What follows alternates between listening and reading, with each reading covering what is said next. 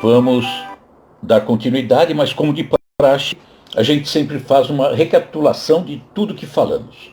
É muito importante porque o assunto é novo para muita gente. Porque muitas pessoas normalmente nunca pararam para pensar em Judas. É aquela questão daquela resistência com relação à figura dele.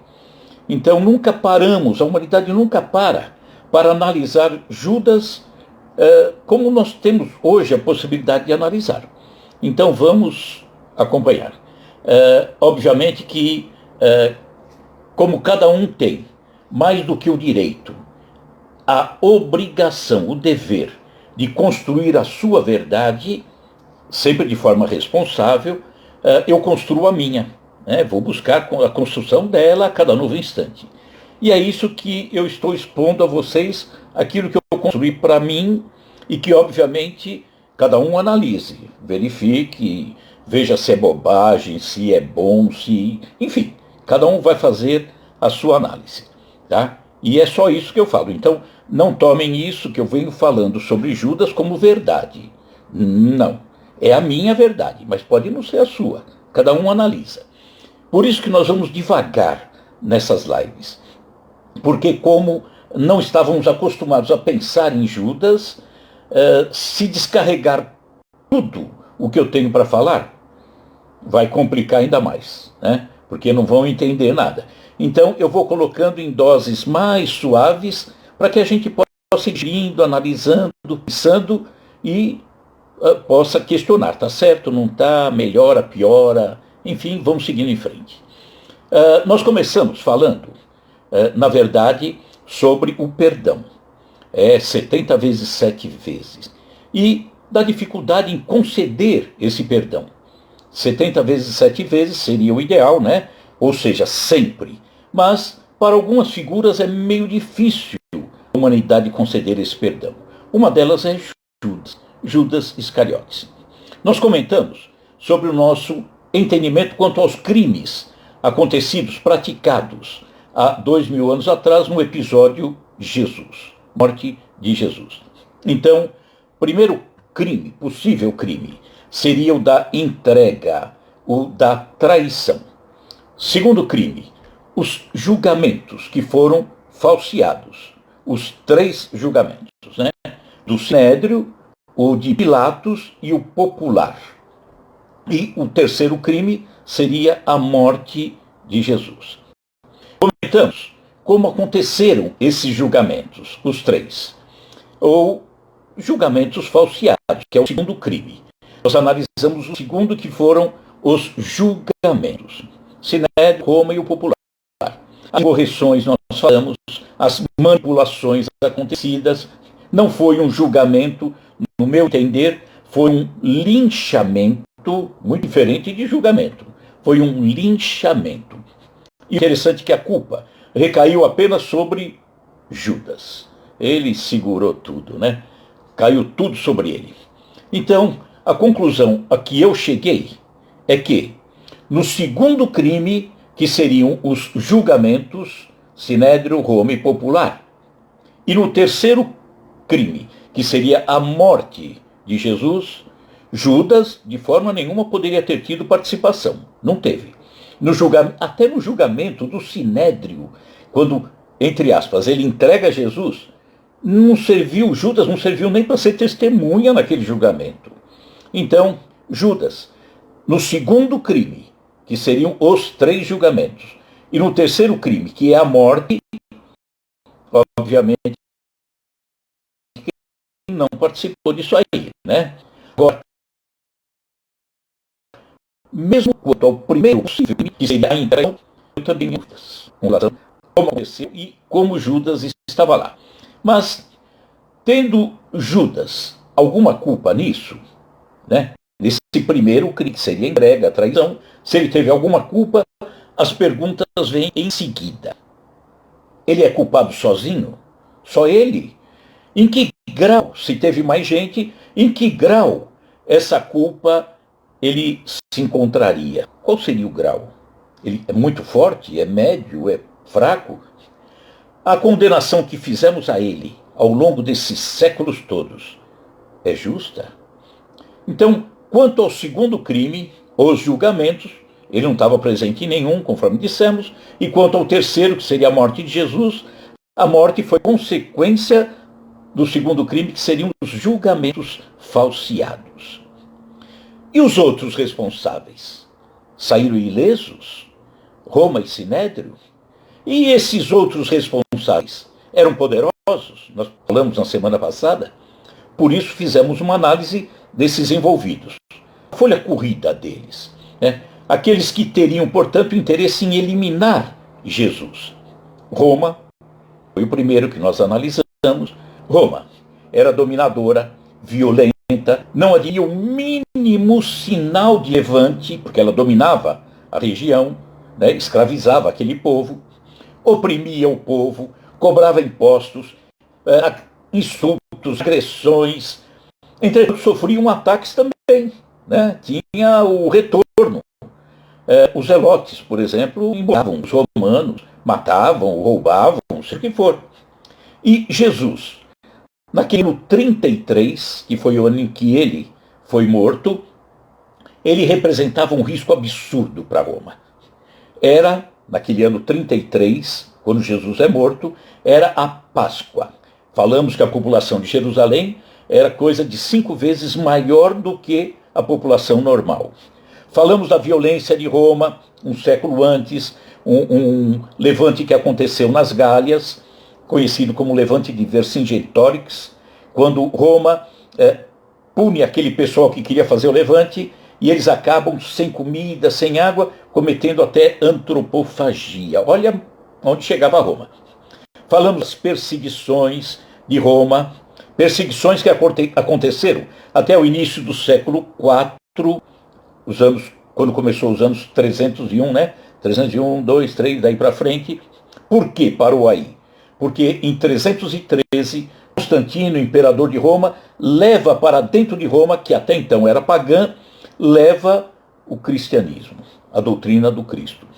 E aí nós falamos de manipulações que fatalmente aconteceram nos textos evangélicos, lá no Novo Testamento, nos 4 evangelhos, Mateus, Marcos, Lucas e João. E, terminando de falar de Roma, com relação a Roma, nos evangelhos ficou consagrado apenas Pilatos lavando as mãos. Agora vamos falar do segundo participante desses crimes todos, o Sinédrio.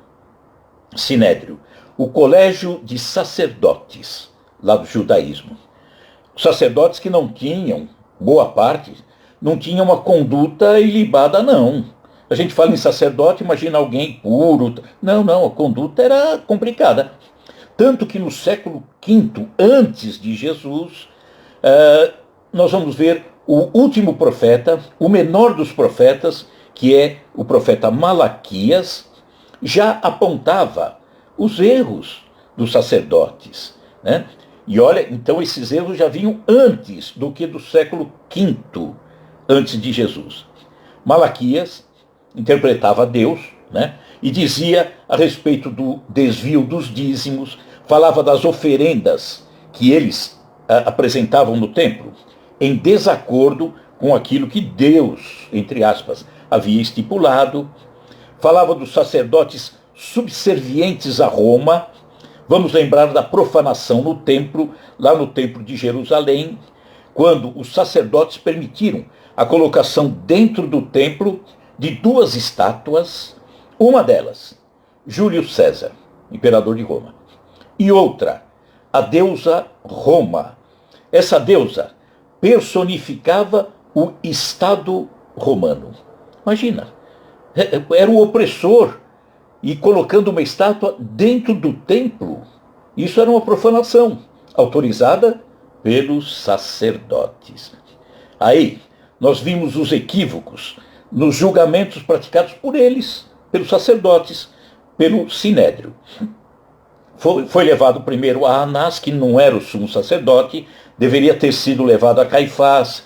Foi no meio da noite, esse julgamento não poderia. É um julgamento movido pelo ódio. Por quê? Porque Jesus desmascarava esses sacerdotes. Arranjaram testemunhas falsas. Sequer Judas, nas narrativas, seria aquele que teria entregado Jesus. Ele não serviu nem para ser testemunha. Que coisa absurda, né? Então, falamos do conluio entre Roma e Sinédrio. Era um interesse comum eliminar Jesus. Os dois estavam com Jesus na garganta. Queriam eliminar o risco, sobretudo Roma. Falamos da questão da vinda de uma legião romana que estava aquartelada em Damasco, na cidade de Damasco, e aí buscou-se uma forma de interromper Jesus nesse período da Páscoa, que estava muito complicado. A população em Jerusalém era 5 vezes maior e aquilo era um tumulto. Aquilo ia acabar realmente gerando uma grande confusão. E aí falamos da possibilidade de usar a traição como desmoralização do grupo de Jesus, para que as pessoas olhassem com outros olhos aquele movimento. Mesmo as pessoas não compreendendo Jesus, porque aí a gente vai falar, mas quem seguia Jesus naquela época era meia dúzia. Não, seguir mesmo, estudando, acompanhando, raciocinando, realmente era um grupo pequeno. Mas as pessoas, de um modo geral, se simpatizavam com Jesus em razão da bondade dele, dos milagres que fazia. Então, muitos gostavam de Jesus e viam em Jesus o grande Messias que vinha para libertá-los, né? Então, vimos isso tudo que estava lá, mas agora vamos entrar em Judas. Comentamos alguma coisa semana passada. Judas, comerciante de peixe, lá no Mar da Galileia, era zelote. Zelote era aquele grupo de judeus que combatia os romanos, mas não combatia só na palavra, combatia na arma. Então, patrocinava emboscadas, até matanças aconteciam, era natural.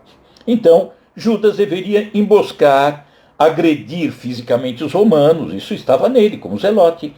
Judas sonhava certamente com o poder, reassumir o poder dos judeus, mesmo que fosse à força, era natural, zelote. Ele fica ao lado de Jesus a partir do ano 30, quando Jesus, lá na Galileia, na linda Galileia, ele começa a convidar os 12 que participariam ao lado dele. E Judas começa ao lado de Jesus no ano 30, logo no comecinho dessa caminhada, que levaria 3 anos, Jesus distribuindo o Evangelho. Então, Judas, do ano 30 até o ano 33, ele acompanhou Jesus. Qual a motivação inicial de Judas? Muito provavelmente, ele queria, ao ver Jesus com aquele carisma, aquele envolvimento, ele provavelmente pensou em utilizar aquilo tudo para melhorar, né, arrebanhar mais pessoas, zelotes, aquela coisa toda, e usar a figura de Jesus, possivelmente, para a libertação dos judeus. Ficaram 2 anos e 3 meses, Jesus e os discípulos, na região da Galileia, sediados ali em Cafarnaum. Então, aquela região é uma região tranquila, serena, não tinha grandes agitações. Então, 2 anos e 3 meses, Judas acompanhando Jesus, ali naquela região, deveria ser uma vida, entre aspas, monótona para um zelote, que estava acostumado com a briga, né? E sempre acompanhando, 2 anos e 3 meses ali, frases de Jesus como: eu não tenho uma pedra onde reclinar a cabeça, tenho um par de sandálias e uma túnica, meu reino não é deste mundo. E seguir por 3 anos. Comentamos isso. Judas seguindo Jesus e Jesus e os outros discípulos acompanhando a trajetória de Judas por 3 anos. Daria para se conhecer perfeitamente quem eram as pessoas, né? Então, Judas via Jesus tratando bem, por exemplo, os romanos. Obviamente ele já não queria mais agressão física, muito embora o sonho de liberdade permanecesse. Falamos também a semana passada sobre a questão da afinidade, a sintonia. Sem afinidade, não se consegue seguir alguém, não dá. Por 3 anos, todos os dias? Se eu não tenho afinidade com alguém, como que eu vou estar ao lado dela por 3 anos? Se eu não tenho afinidade pela mensagem dessa pessoa, pela orientação, como que eu vou ficar 3 anos? Cerca de 1.100 dias. É meio difícil. Só a afinidade permite que as pessoas estejam próximas. Falamos de Maria de Magdala, né? Falamos da sintonia dela, mas a sintonia que era só ela, de outras companheiras, como é narrado, né? Se é fato mesmo, não sabemos. Que ela tinha uma vida desregrada e que as outras, porventura que ela conhecesse, por que nenhuma outra seguiu? Porque não tinha afinidade com Jesus, com certeza. Para aquele que não se envolve com a mensagem de Jesus, estar ao lado dele, lendo a mensagem, é um tédio. É um tédio. É um tédio. Ainda comentamos. Nós vamos a uma casa espírita, a uma igreja, um templo, não importa. Vamos com alegria. Por quê? Porque aquilo nos faz bem. Entretanto, tem pessoas que, passando pela calçada, atravessa a rua e vai para outra calçada, porque não suporta nem passar na frente. Então, é a questão da sintonia. Falamos de Judas inserido no grupo, falamos de podemos enganar, muitos podem enganar muitos por muito tempo, mas não se consegue enganar a todos por todo o tempo. Então, Judas deveria ter uma conduta igual à dos outros, né? Semelhante à dos outros. Fosse Judas aquele monstro que pintou-se e que acreditamos ao longo de tantos e tantos séculos, ele, Jesus, os discípulos, teriam tomado alguma providência. Tesoureiro, por exemplo, ficou na função de tesoureiro, com atitudes desonestas, como foi pintado no Evangelho de João, o Evangelho de João. A atitude desonesta. Se ele fosse ladrão, por que indicaram? Ou porque permitiram que ele continuasse como tesoureiro? E seria se fosse verdade isso, seria uma convivência atribulada, complicada. Então, nós vimos nas narrativas evangélicas Judas sempre considerado o complicado, né? A ovelha negra da história. Então, sempre narrativas muito estranhas a respeito de Judas, né? Então, vamos pensar um pouquinho, seguindo agora, pensar em manipulação na história, manipulação nos textos evangélicos. É possível? Lógico que é. Lógico que é possível. Nós falamos ainda que na introdução do Evangelho segundo o Espiritismo, o próprio Kardec afirmou que interpretações com relação a acontecimentos na vida de Jesus, acontecimentos históricos de um modo geral que estão ali narrados, questão de milagre, de palavras que foram utilizadas para fixação de dogmas, tudo isso é questionável, sem sombra de dúvida. Entretanto, não se mexe no ensinamento moral. Ensinamento moral, não. Por quê? Porque ele é perfeito. Ele é de Jesus, esse ensinamento. As narrativas que foram colocadas ali, que a história até conta de uma forma diferente, a história é normal. Eu tenho que interpretar de forma diferente. Quando eu vejo uma narrativa e faço uma conciliação com a história, com a lógica, com outros textos, é muito natural que eu possa modificar. Não só posso, como eu modifico. Parte moral, nunca. Jamais. Então, quem poderia ter plantado essas novas versões? Quem? Modificados textos. Parte, né? Alguma coisinha do texto. Alterado essa história. Possivelmente, aquele que após 3 séculos precisasse ficar bem na fita. Quem? Aquele que perseguiu antes, Roma. Tinha que melhorar a situação dele, ficar bem na fita agora. Por quê? Porque Roma, após séculos de perseguição, 3 séculos de perseguição, matança, extermínio dos cristãos, quando Roma vê o crescimento da doutrina de Jesus, um crescimento tão grande que começa a incomodar o próprio império, a estabilidade do império, que, aliás, nessa época, 4º século, já estava em decadência, já estava na sua decadência, acaba levando para dentro de si, ela que era pagã, leva para dentro de si a doutrina de Jesus.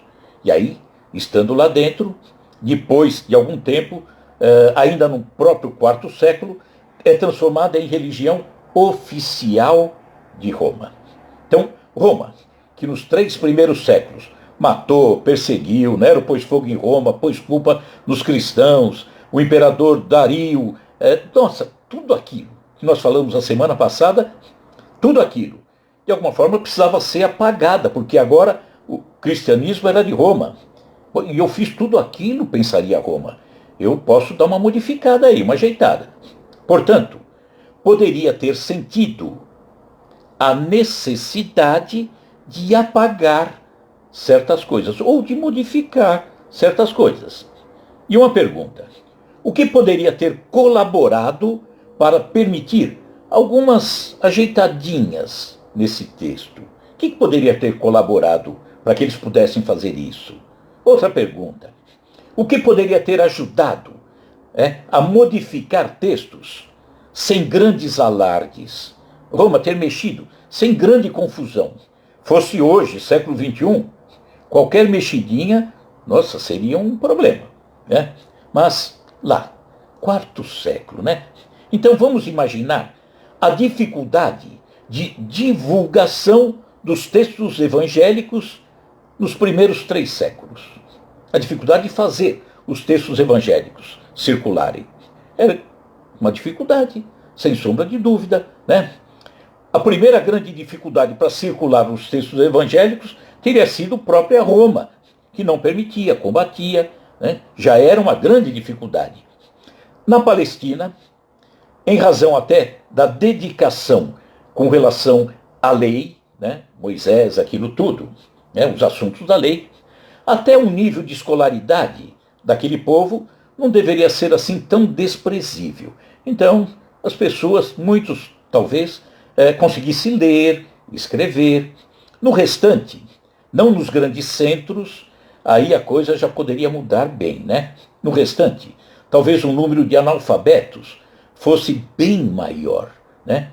Sobretudo nas classes mais baixas, tirando cidades melhores, mais desenvolvidas, onde, obviamente, a cultura, a educação era melhor. Na Ásia Menor, por exemplo, Tarso era uma cidade fantástica. Aí vamos falar de Atenas, de Roma, de outros locais. Aí era outra história. Mas, no geral, o nível cultural era baixo, bem baixo. E também, como a mensagem de Jesus normalmente chegaria nas classes mais baixas, né, é também de se esperar que a mensagem do Mestre atingisse, em sua maioria, essas classes, portanto, mais sofridas, que, obviamente, tinham menos cultura, menos possibilidade de entender. Vamos lembrar que a imprensa de Gutenberg, ela chega só no século XV. Portanto, era muito difícil circular uma mensagem. E muito da divulgação que acontecia era entre as pessoas e uma transmissão boca a boca. Então, já dá para entender que daria para mexer em muita coisa sem criar um grande alarde. Mas vamos voltar à sequência dos acontecimentos, falando de Jesus e dos discípulos. Após 2 anos e 3 meses aproximado, na Galileia, o grupo, Jesus e os discípulos, vai para a Judéia, mais ao sul. A Galileia era tranquila, serena, não tinha grande envolvimento político, não tinha o judaísmo ali, os sacerdotes, não tinham a mesma força que lá na Judéia, mais para baixo, tinham. Então, 2 anos e 3 meses, Jesus distribuindo aquele evangelho de uma forma muito mais tranquila, muito mais serena. Na Judéia, a Judéia, onde fica Jerusalém, aí a coisa pega. Por quê? Era ali que estavam instalados os poderosos.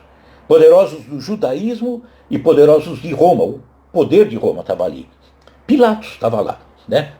E Jesus e os discípulos se dirigem para lá e permaneceriam lá até que Jesus viesse a ser morto.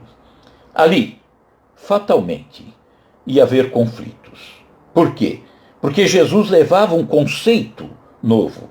E mudar conceitos é difícil, é complicado, sem sombra de dúvida, porque querer mudar conceitos incomoda as pessoas, agita as pessoas. E ali, os poderosos do judaísmo e de Roma também começavam a ter embates com essa mensagem diferente, nova de Jesus.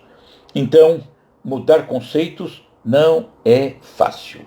Ia tirar as pessoas da sua zona de conforto. Geraria inimizades, perseguições. E ainda, antes de ir para lá, Jesus com os discípulos, em Cesareia de Filipe, que fica mais ao norte do Mar da Galileia, mais ao norte, junto às colinas de Golã, Jesus, isso está narrado em Mateus, capítulo 16, versículo 21. Estava assim: desde então começou Jesus a mostrar aos seus discípulos que convinha ir a Jerusalém e padecer muitas coisas dos anciãos e dos principais dos sacerdotes e dos escribas, e ser morto e ressuscitar ao terceiro dia. Antes mesmo de ir para Jerusalém, já estava ali, olha, eu vou descer, a coisa vai complicar e eu serei morto. Isso era fatal. Então, muita agitação em todos os momentos ali na Judéia. A coisa pegaria feio. Então, agora, Jesus desceu para a Judéia, tá? Vamos seguindo essa narrativa. Jesus na Galileia, cerca de 2 anos e 3 meses, uma distribuição do evangelho mais tranquila, mais serena, sem embates, vai para a Judéia, ao sul, onde fica Jerusalém, começa a haver uma confusão, porque as pessoas se aproximavam de Jesus, achavam que Jesus era o grande libertador, as pessoas estavam ao lado dele, gritando. Então, vamos agora procurar entrar na cabeça de Pilatos. Vamos fazer esse exercício? Vamos entrar e tentar entender o que Pilatos pensava. Vamos lá? Pilatos, quando vê Jesus andando pelas ruas de Jerusalém, as pessoas ao lado dele, aquela, entre aspas, né? Aquela algazarra na cabeça de Pilatos, aquela algazarra, aquele movimento, aquela gritaria, provavelmente até aqueles que estavam seguindo Jesus, até afrontando os soldados, poderia, né? Então, Pilatos só via riscos à estabilidade política. Só via risco. Isso aqui é um barril de pólvora. Vai dar confusão. Esse Jesus está provocando algazarra em Jerusalém. Jesus passaria, então, na cabeça de Pilatos, a ser um insurgente, mobilizando massas para uma rebelião contra Roma. É a cabeça de Pilatos, né? A partir de então, os passos de Jesus e dos seus discípulos também passaram a ser seguidos pelos soldados de Pilatos. Ficaram, né, de campana, observando, olhando. Então, os soldados romanos, a partir de então, conheciam Jesus. Conheciam o rosto de Jesus. Saberiam identificá-lo com facilidade. Gravem isso, porque depois eu vou usar isso como uma justificativa também. Eles conheciam o rosto de Jesus. Saberiam facilmente identificar Jesus. Os soldados, porque estavam, né, por ordem de Pilatos, observando, olhando, e os passos de Jesus não ficaram sozinhos, não. Pilatos ficava preocupado, portanto, com a evolução dos acontecimentos. Jesus vinha para ajustar as leis, né, as leis civis trazidas por Moisés, e ressaltava, Jesus, a necessidade do amor, do respeito, fazer ao outro aquilo que gostaria que o outro lhe fizesse. Jesus continuava pregando a paz. Poderia estar confusão que fosse lá em Jerusalém. A algazarra, aos olhos de Pilatos, a algazarra que fosse, Jesus estava sempre pregando a paz. a concórdia.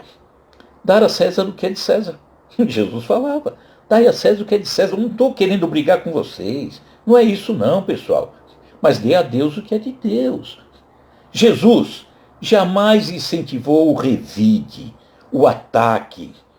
E tudo isso, Judas, por 3 anos ou 1.100 dias, acompanhando Jesus, viu tudo isso. Acompanhou isso tudo. E por que ele não se desviou de Jesus ao longo de 1.100 dias, ou 3 anos? Afinidade. Está aí a explicação. Está aí. Então, quando você segue alguma coisa e persevera, é porque você tem sintonia com aquilo que você segue. Senão você pula fora. Você vai procurar outra coisa, porque aquilo fica um tédio. Aquele que não se envolve com a doutrina espírita, que acha que a doutrina não vale, é ruim, ele vai lá, toma conhecimento, vai no centro 1 semana, 2, 3, some, desaparece. Por quê? Porque não diz nada para ele. Aquele que não seguiu Jesus porque nada para ele fez sentido, Jesus era um tédio, era cansativo Jesus, né? Então agora, como um juiz revisor desse processo lá de 2.000 anos atrás, vamos tentar verificar os momentos finais da vida de Jesus e de Judas também, porque os dois desencarnaram juntos, né? Então vamos ver os momentos finais da vítima chamada Jesus e do suspeito número 3 chamado Judas. Vamos então para esses episódios dos últimos dias. Jerusalém. Estava em Jerusalém. Aproximando-se a Páscoa. Então, era uma semana inteira de comemoração.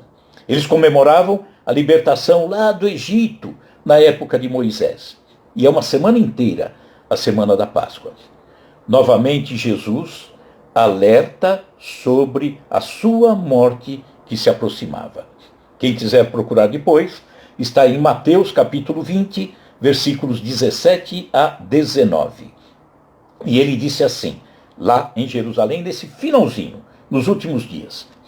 E subindo Jesus a Jerusalém, chamou à parte os seus 12 discípulos e no caminho disse-lhes, eis que vamos para Jerusalém, e o Filho do Homem será entregue.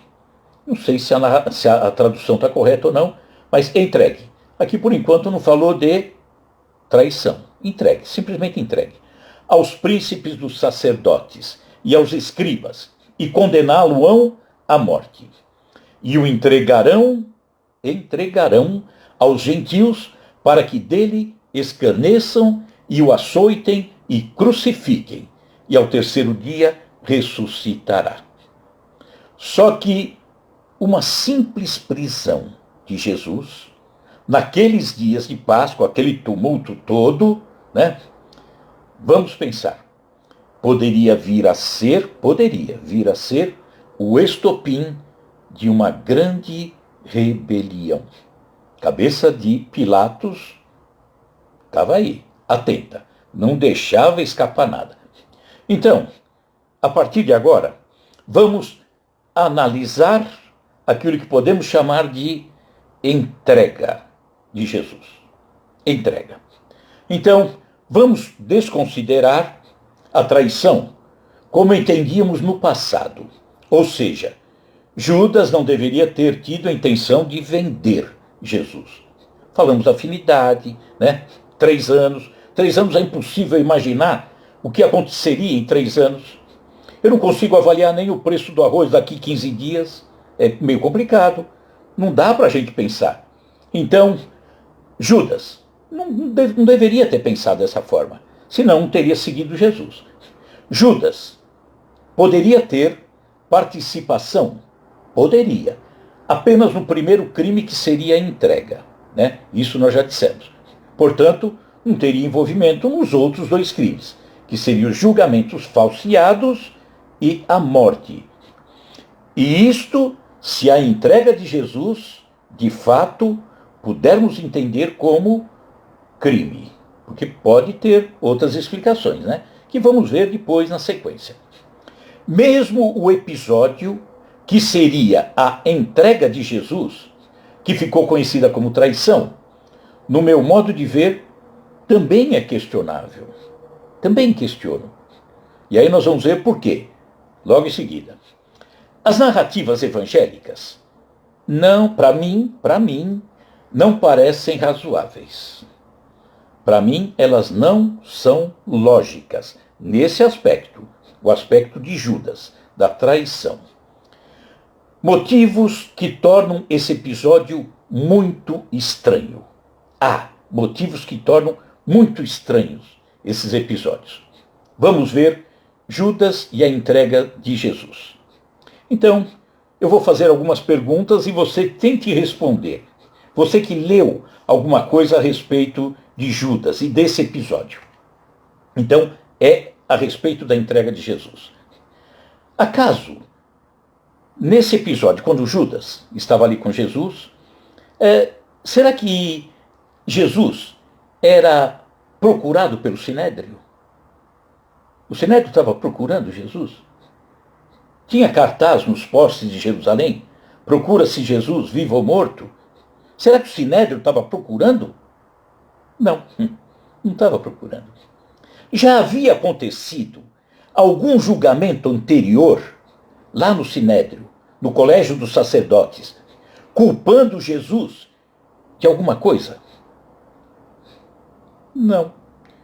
Julgamento, mesmo que a revelia de Jesus, ou seja, sem a presença de Jesus, teria acontecido no Sinédrio, a ponto de fazer com que o Sinédrio estivesse procurando Jesus? Não. Não aconteceu nada, né?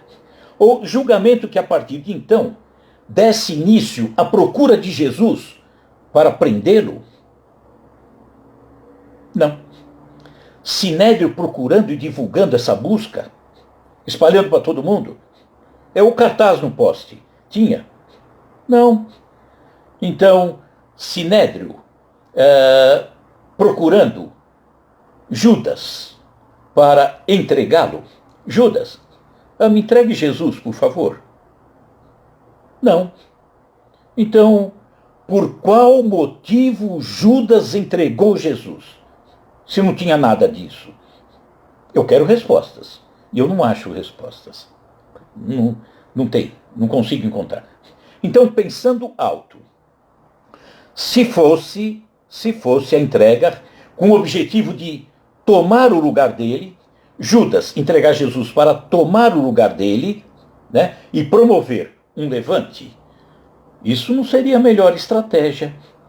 Tem muita gente que diz assim, Judas entrega Jesus porque sabia que Jesus, por ele mesmo, ele não tomaria iniciativa de um levante. Não tomaria mesmo, porque Jesus não tinha esse objetivo. Só que Judas entregar Jesus para ocupar o lugar dele em busca de um levante, substituir, não era uma boa estratégia. Seria como Judas dando um tiro no próprio pé. Por quê? Porque ele ficaria como traidor e provocaria a antipatia de muitos. Afinal, Jesus era bem visto por muitos. Aquilo que eu falei, não que seguissem Jesus, mas que viam em Jesus uma pessoa bondosa, uma pessoa que fazia milagres, uma pessoa que vinha até para libertar dos romanos, não entendiam bem, entendiam Jesus como aquele Messias, mas para libertar do jugo romano. Então, ficaria meio estranho, né? É um tiro no próprio pé. Ele entregaria Jesus, mas o pessoal vinha e não ia acolher nada em Judas. Pelo contrário, iam ficar muito chateados com Judas. Então, lembremos até da entrada de Jesus em Jerusalém. Quando ele entrou, Hosana, Hosana, ou seja, vem nos salvar. Então, a população acompanhava Jesus, sem conhecer, sem imaginar a mensagem, sem se aprofundar no ensinamento, mas tinha simpatia, muitos tinham simpatia, porque ele ajudava, amparava, os milagres, aquela coisa toda. Então, Jesus morto, vamos pensar, nessa ideia de Judas querer substituir Jesus, entregando Jesus e tomando lugar para poder fazer um levante. Vamos pensar. Jesus morto por culpa de outros qualquer. Judas poderia sonhar em substituir numa tentativa de libertação, mas nunca sendo morto por culpa de Judas. O pessoal ia matar Judas, né? Então eu descarto isso. Então, olha, eu já, logo de início, como se fala de Judas, está dando para acompanhar, entendendo o sentido, a lógica que eu estou buscando nas coisas? Então, vamos pensar. Com relação ao episódio de Judas, eu já descarto logo de cara. Primeiro, aquela operação financeira, aquela operação comercial, conhecida como traição em troca de um pagamento, as 30 moedas, né? O vender Judas. Para mim, eu já afastei. Eu não consigo imaginar isso, né? É difícil de aceitar. A segunda, a entrega, Judas entregando Jesus, com o objetivo de tomar o lugar de Jesus. É aquilo que falamos, seria o tiro no próprio pé, dado por Judas, né? Que sabia que nunca partiria de Jesus, uma violência para tomar o poder, e não faria sentido ele próprio Judas, fazer isso, porque ele não seria apoiado por a grande parte da população que estava ali em Jerusalém, né? A questão do tiro no pé. Então, vamos pensar numa terceira possibilidade. Essas duas, para mim, no meu entendimento, eu já joguei fora. Vou para a terceira possibilidade. A traição ocorrida para desmoralizar o movimento de Jesus, né? Alguém de dentro do grupo, traindo Jesus, desmoraliza o grupo, aquela coisa toda.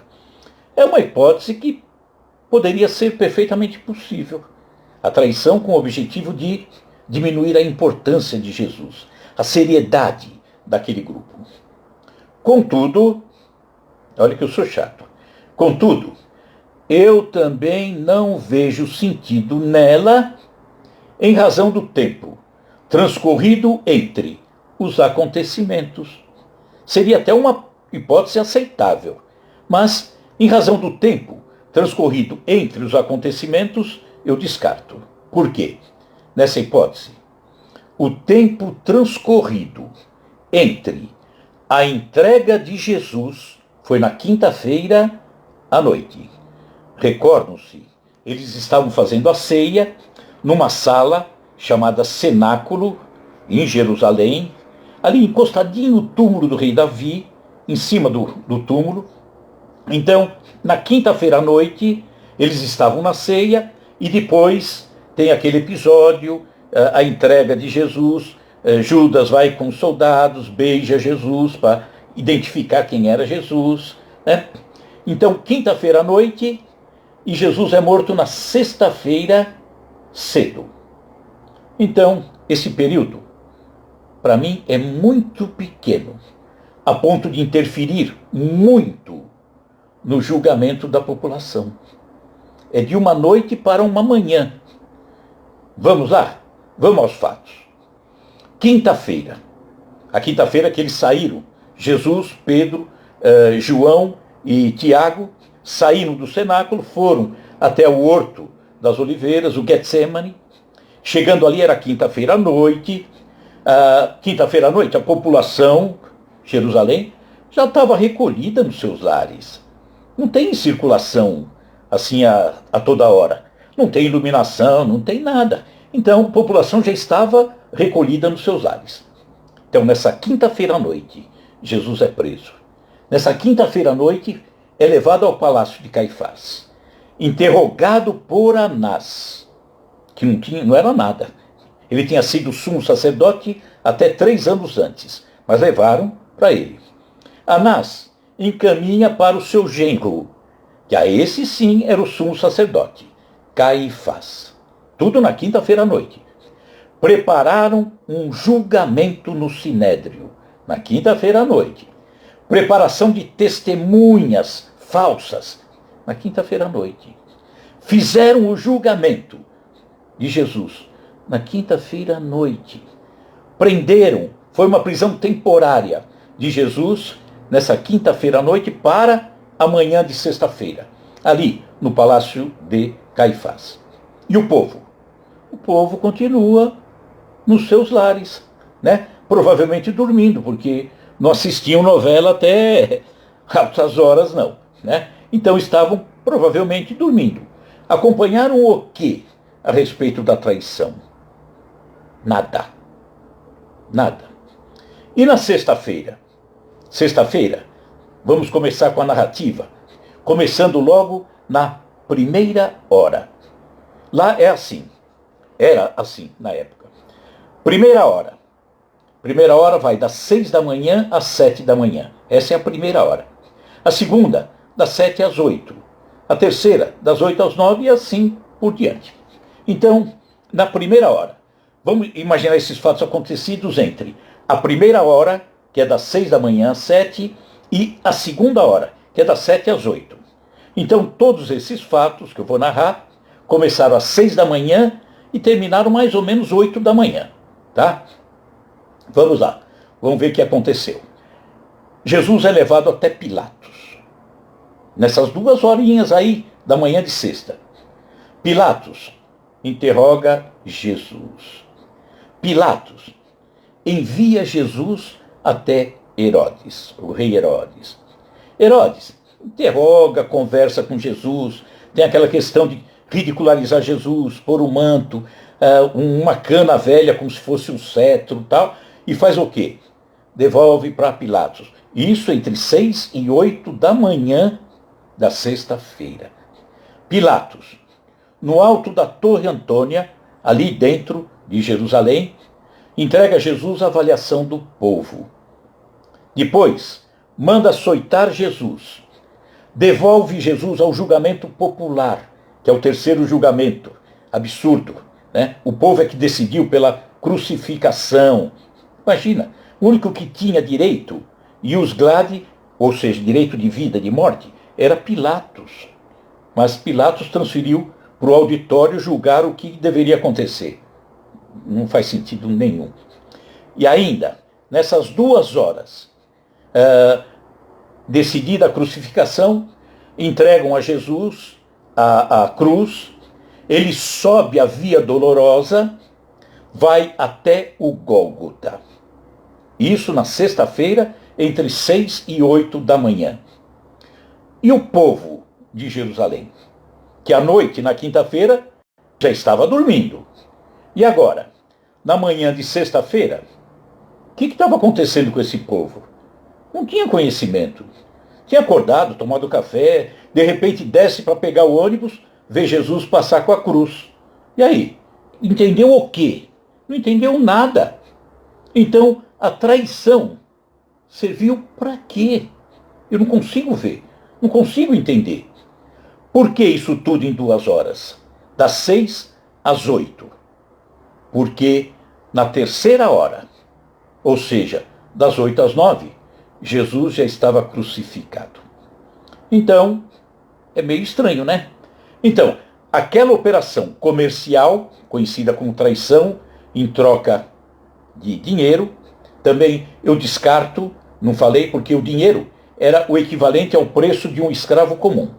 Então, descartei a venda, descartei a intenção de Judas tomar o lugar de Jesus, para mim, descarta também, não faz sentido, é ilógico, irracional, é um tiro no pé.